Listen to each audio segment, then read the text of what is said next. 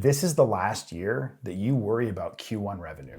Creators, have you ever looked at your YouTube statement in January or February and thought, wait, that's all I made this month? December was so great, and now this? Despite this happening year after year, a lot of creators still forget every year. Guys, it's seasonal. Trust me, I would know. As an operations expert who spent 15 years behind some of the biggest creators on YouTube, that means I've survived 15 quarterly revenue dips. I've worked with Eric, Preston Plays, Smosh, and Donut, amongst others, and I've seen what works and what doesn't in a variety of content categories. And while each of these is different in many ways, they all share one thing in common. They're all affected by the quarterly patterns of advertising spend. If you understand the trends in marketing and digital ad spends and plan ahead, you will not only survive the dips, but you will thrive year-round. By the end of this video, you'll know exactly how to plan your content, secure your income, and maximize your revenue no matter what quarter you're in. Q1, January through March. This is a YouTuber's worst nightmare, especially if they're spending a lot on their production. After the holidays, brands tend to hit the reset button on their budgets. Brands and marketing agencies spend big before Christmas to get people to buy, which is why creators make so much money around the holidays. But in January, CPMs drop, which means RPM drops, and oftentimes viewership drops a little bit too because the audience is recovering from their holiday and getting back into the swing of real life. If you've noticed your revenue in January tanking, which many of you have, don't panic, okay?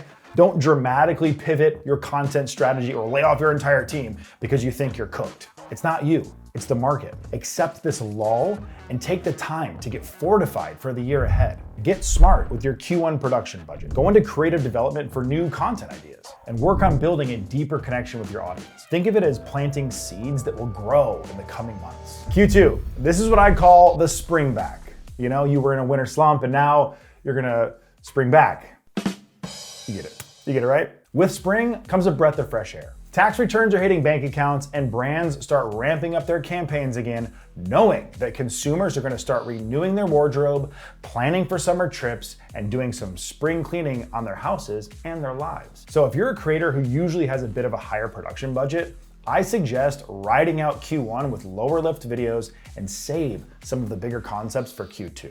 If you're in the lifestyle vertical, this is a great time to make content about spring cleaning, organization, and travel. If you're in the finance niche, I would consider broadly appealing topics for financial planning with your tax returns and strategies for the casual investor. If you're in tech, this could be a great time to review gadgets for the great outdoors or focus on productivity tools. But we'll get into content strategy later. The goal here is to ride the wave of that extra consumer spending, which brings me to Q3. This is the summer slowdown. Ah, summer. While everyone's on the beach or sitting poolside working on their tan, ad budgets start to slow down again. But don't worry, there's still opportunity here. Back to school campaigns can give you a nice bump and can be very lucrative if you're in the right niche. Family-friendly and education channels will win big with the back to school ads, as well as lifestyle and fashion and beauty channels. In general, I would say that the summertime is a great time to experiment with short form content. This will keep your audience engaged without spending too much on your production output. Summer scroll sessions, baby, all right? The audience behavior changes in the summer. Kids are hanging out at each other's houses, and adults are hanging out at barbecues or sitting on the patio having brunch, which is a perfect time to share the shorts that they saw that week. Keep an eye on your shorts performance, and if you have any big outliers, those could become long-form videos, or even new channel formats depending on how well they did. Finally, Q4, the holiday gold rush. Oh, hell yeah, brother. The golden quarter. Get it while the getting's good. Q4 is where you make up for any slumps earlier in the year. Brands are fighting for your ad space, which means you can charge a premium. AdSense RPMs are skyrocketing, and holiday-themed content makes people go buck wild. You ever seen a Vlogmas? They never miss. There's so many views that you can grab if you just do 30 days of Christmas or even 12 days of Christmas leading up to the holiday. This is also a perfect time to try a more expensive piece of content that you think will get a lot of eyeballs. There's not much else to say. It's the most lucrative quarter of the year. And if you're not sleeping, boy, you can cash in. I suggest you start planning your holiday content in Q3 so you're ready to collect the cash. Have it filmed, edited, and ready to go by the middle of October at the latest. Seriously, holiday content is like Black Friday for creators, and time flies. So put this on your calendar, hold your team to hitting the deadlines, and whatever you do, don't miss your uploads. That's so much money if you do. Now we've gone through quarterly waves. Let's talk about top strategies to maximize your revenue year-round.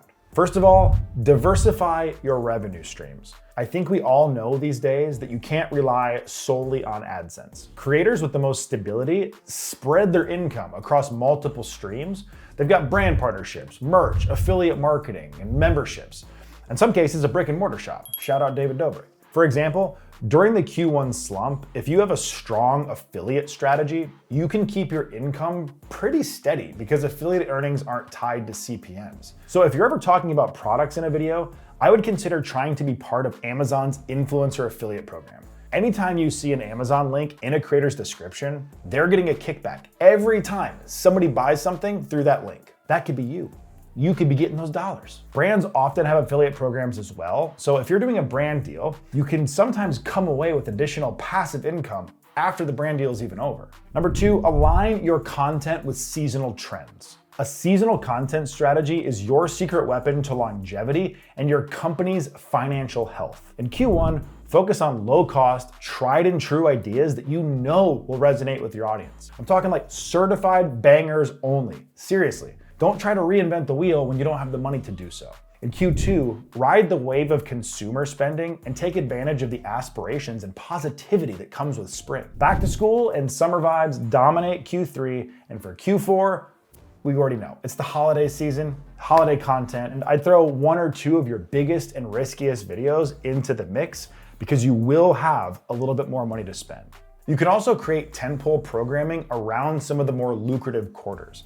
So this is what we did back at Smosh. We created the Smosh Summer Games and Smosh Winter Games.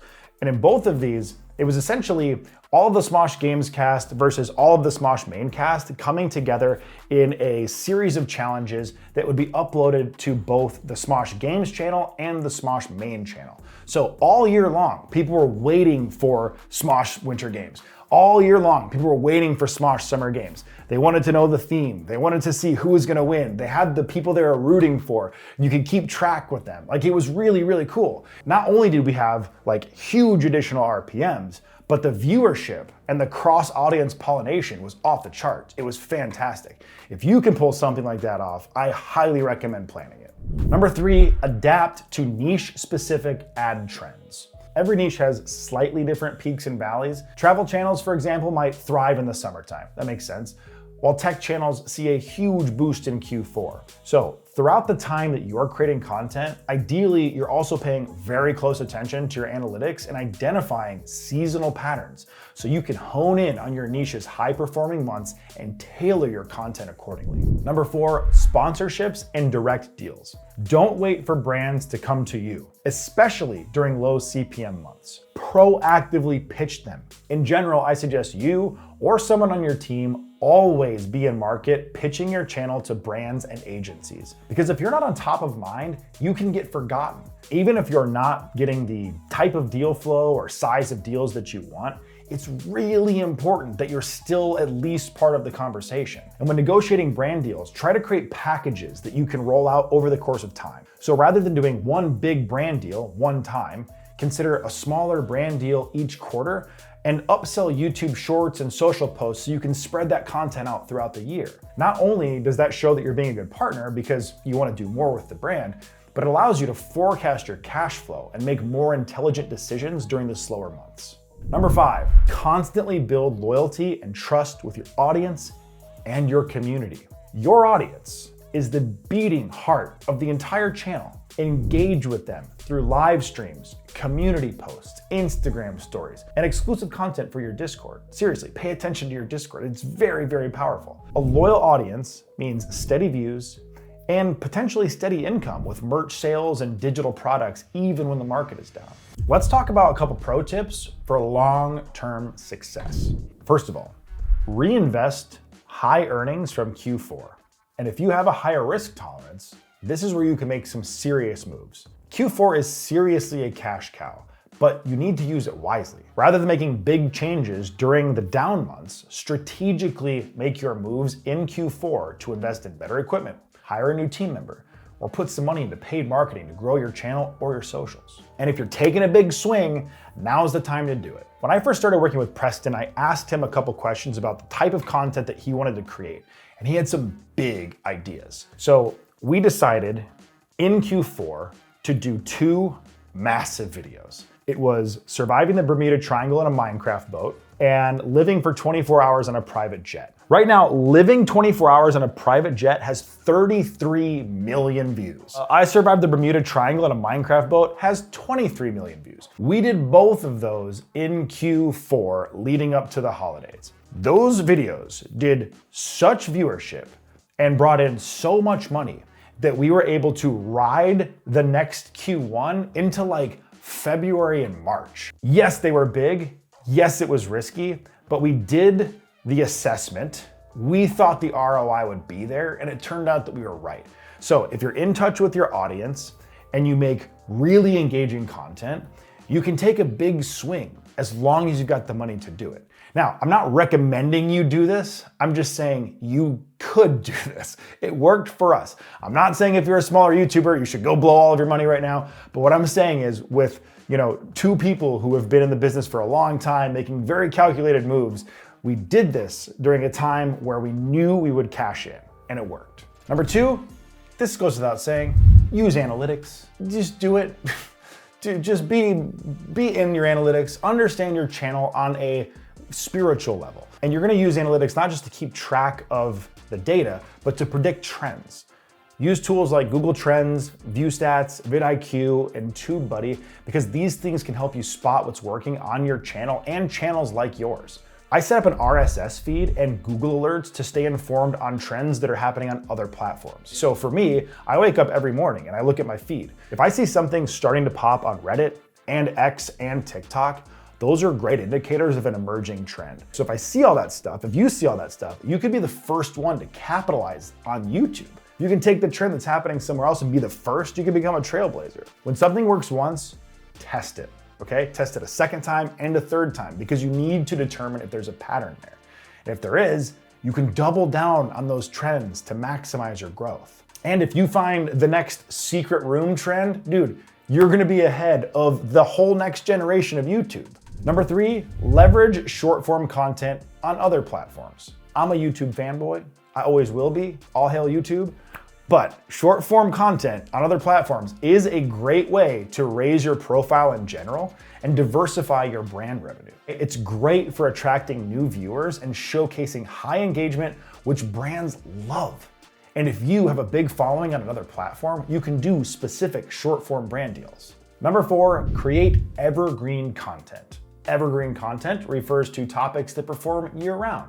They're evergreen, like a pine tree, hence evergreen. You get it, they're not brown, they're green, like money, yay! These videos should be formats that aren't tied to seasonality or timeliness. In my example with Preston, we created really big evergreen videos. We did it around Christmas time, so we saw the big RPMs, but we also got the long tail on the viewership. Because it doesn't matter if it's January or July, those are just still good videos. Okay, so understanding ad trends, diversifying income, and leveraging seasonal strategies are the key to thriving during the dips on YouTube. If you want to talk more about this, jump on our Discord for monthly live streams where I'll break down things like this and other creator strategies for 2025 and beyond. And if you found this video helpful, please do me a favor, share this with a friend. Hit the notification bell for weekly long form and daily shorts about YouTube channel growth and operational strategies. And please don't forget to subscribe. If we hit 500 subscribers, I'll put actual pictures in those frames. Come on, 500, we're so, now go ride that wave.